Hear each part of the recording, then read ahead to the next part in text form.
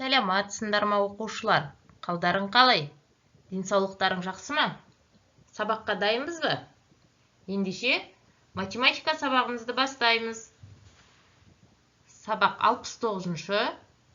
Тақырыбы дөңгелек сандарды ауызша көбейту және бөлу. Біздің бүгінгі оқу мақсатымыз 0-мен аяқталатын 3 таңбалы санды 1 таңбалы санға ауызша көбейту және бөлу тәсілін қолданамыз. Номері 1-ші есепке тоқтала кетейік. Бізге бұл жерде гүлбақ пен саябақтарды безендіру үшін өсімдіктерден жасалған қоршау жиі қолданылатынын айтқан.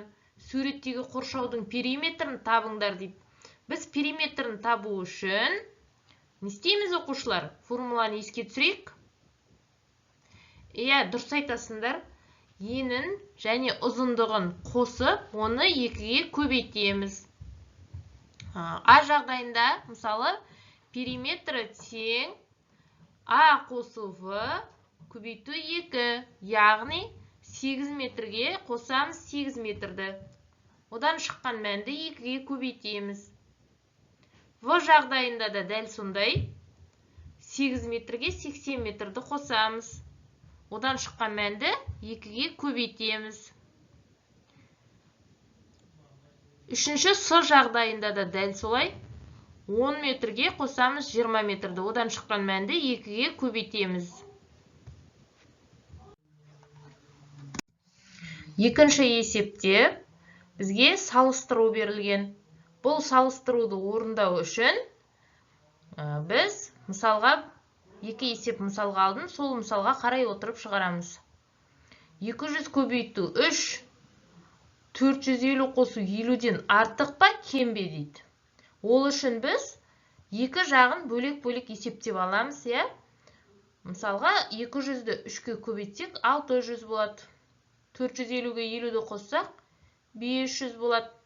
Яғни 600 артық 500-ден, Біз көбейткен кезде міндетті түрде алдындағы санды 3-ке көбейтеміз. Сосын оң жағына 2 нөлді тіркеп жазамыз, өзімізге оңай болу үшін есептеуге. Алдыңғы сабақтарда да тоқталып өтіп жүрміз. Ал келесі 30 көбейту 2 артық па, кем ба? 210 бөлу 10-нан дейді. Демек, 30-ды 2-ке көбейтсек 60 болады. 210-ды 10-ға бөлсек 21. Яғни 60 артық 21-ден. Қалған есептерді дәл осылай есептеп салыстырамыз. Келесі 3-ші есепте біз бұл жерде есептейміз. Мысалға 30 көбейту 3 тең 90 болады. Бұл жерде де дәл солай 3-ті 3-ке көбейтеміз, 9 болады және оң жағына 1 нөлді тіркейміз. Одан кейін 900 бөлу 300 тең 3. 9-ды 3-ке бөлсек 3 болады. 2 нөліміз қысқарып кетеді. 4-ті көбейту 200-ге тең 800. Мінекей 4 көбейту 2 8 болады. Оң жағына 2 нөлін тіркейміз. Қалған есептерді де ол дәл осылай мысалға қарай отырып есептейміз. 4-ші есепте мысалы бізге кесте берілген. Бұл жерде көбейткіштер және көбейтіндінің мәні берілген. Көбейтіндінің мәнін табу үшін біз көбейткіштерді бір-біріне көбейтеміз. Мысалы 23 көбейту 10 тең 230 болады. Екінші көбейткішті табу үшін мына жерде бізде ұяшықта екінші көбейткішіміз белгісіз.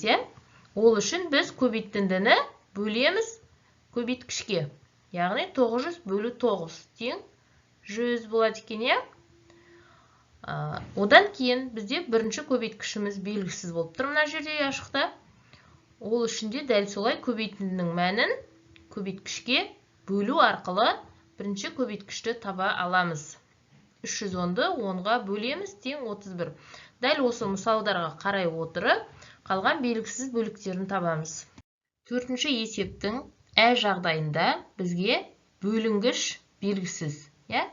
Бізде бөлінгішті табу үшін бөлгішті көбейтеміз бөліндіге. яғни 20-ны 40-қа көбейтеміз. Сол кезде 800 болады, 2-ні 4-ке көбейтсек 8, 1, 2 0-ын тіркейміз, 800 болады. Келесі, бөлгішіміз белгісіз болса, біз бөлгішті табу үшін берілген бөлінгішті бөлеміз бөліндіге. Сонда бізге бөлгіш шығады. Яғни 210 бөлу 10 тең 21 болады. Одан кейін бөлінді белгісіз бізде.